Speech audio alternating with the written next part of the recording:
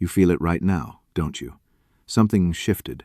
Something in the air around your life got quieter, not empty, but still, and you can't explain it yet, but something in you knows.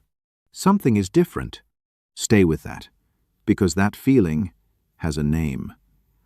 That stillness, that strange, almost tender weight you're carrying right now, that is what it feels like when God stops the test and starts the reveal. You passed, and now He is ready to tell you everything. Let me take you back, not far, just far enough. Do you remember the season that almost broke you? You know the one. You don't need me to describe it. You lived it. The nights that stretched too long, the silence from heaven that felt like rejection. The moment you looked in the mirror and barely recognized yourself because suffering had worn something off of you that you weren't sure you could get back. You prayed, and the ceiling seemed solid. You read the word, and the pages felt dry. You told yourself to have faith, and even that felt like a performance. You didn't know it then, but that was the most important moment of your life. There is a pattern in Scripture that most people miss because it only makes sense in reverse. You have to see the end to understand what the beginning was doing. Every single person God chose for something significant, every one went through a period of hiddenness before the reveal. That is not coincidence. That is the method.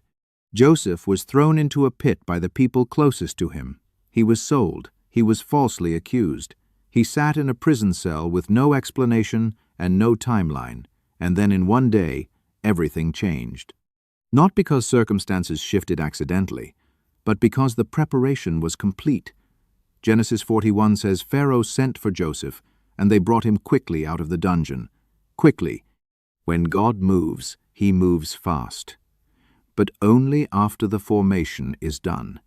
That season you survived, that was formation. Think about the night you almost gave up. Maybe it was 3 a.m. Maybe you were in your car. Maybe you were sitting on the bathroom floor. And you said out loud or in your chest, "I cannot do this anymore." What you didn't see was what was happening on the other side of that prayer. Because that was not a moment of weakness. That was a moment of completion. You had carried the weight long enough. You had proven something.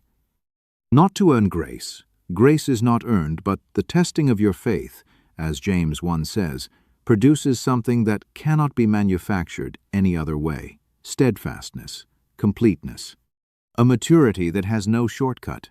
God does not test you to watch you fail. He tests you to prove to you what is already inside you. You didn't know it then, but you were being shown to yourself. Here is something specific about how God works. Pay attention to this.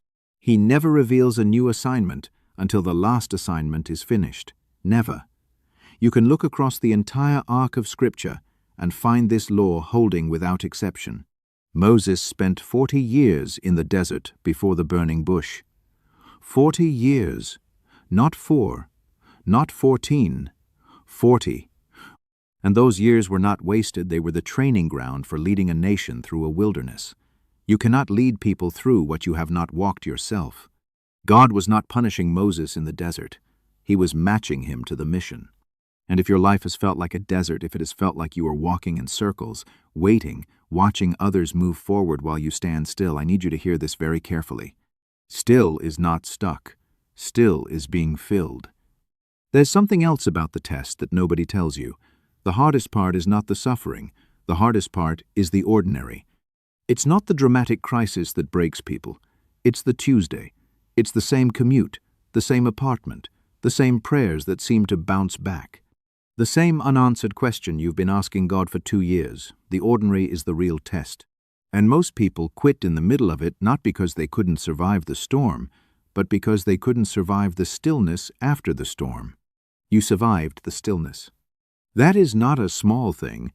That is the whole thing. Let me show you something now.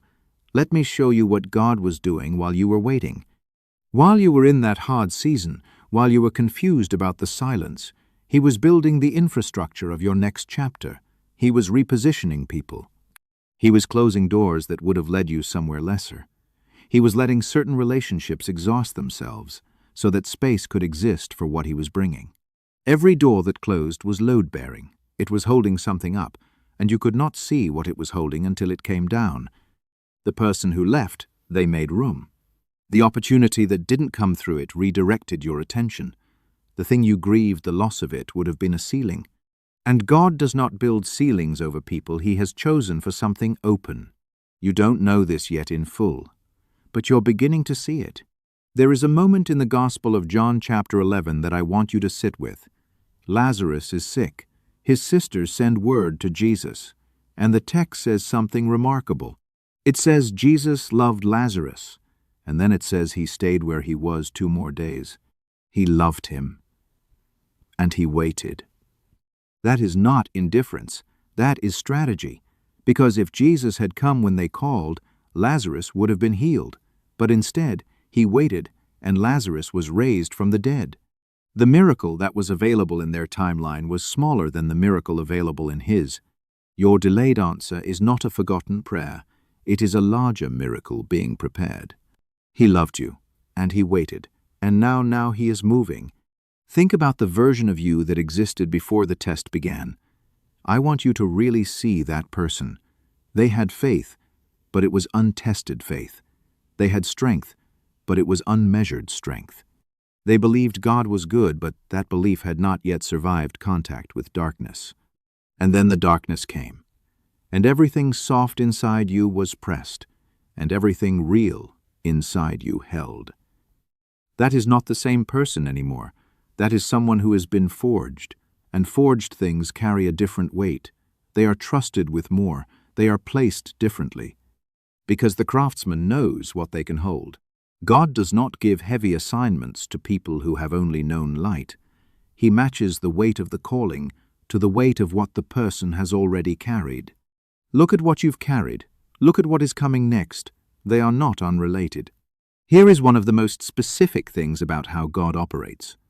When He is about to elevate someone, He first strips away every false support, every crutch, everything you were leaning on that was not Him. Not because those things are evil, sometimes they're just insufficient for what's coming, but because you cannot enter the next chapter carrying the weight of the previous one.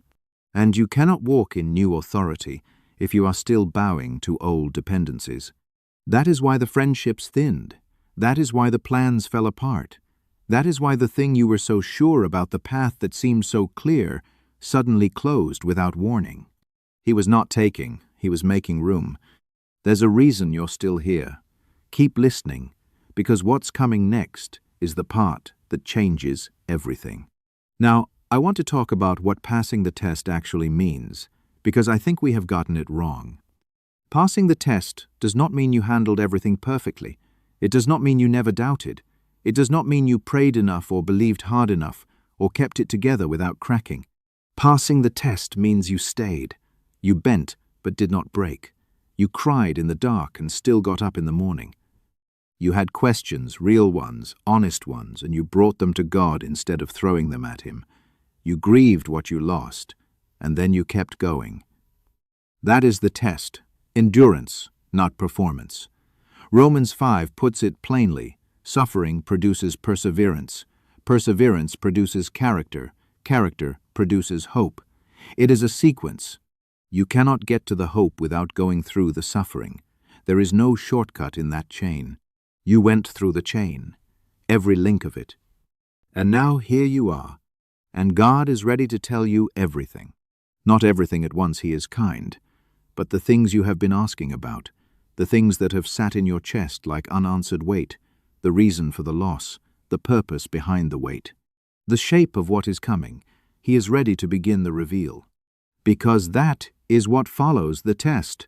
That is always what follows the test. The test is never the ending. The test is the doorway. Think about what happened to Job. He suffered in ways that are almost incomprehensible. He lost everything: children, health, wealth, the understanding of his friends. And in the middle of that suffering, God was silent. Not absent, silent. There is a difference. And Job wrestled. He questioned. He brought his full anguish to God without tidying it up. And then God spoke. Job, 38 out of the storm.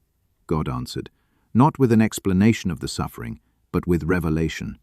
He pulled back the curtain and showed Job dimensions of creation that human eyes rarely see. He gave Job a view. After the test, the view. You are coming into your view, and it is going to make sense of so much that didn't. There is something holy happening right now in your life. Not loud, not dramatic, but real. You can probably feel the edges of it even if you can't name it yet. Doors that were sealed are quietly becoming available. Conversations are being arranged that you haven't had yet.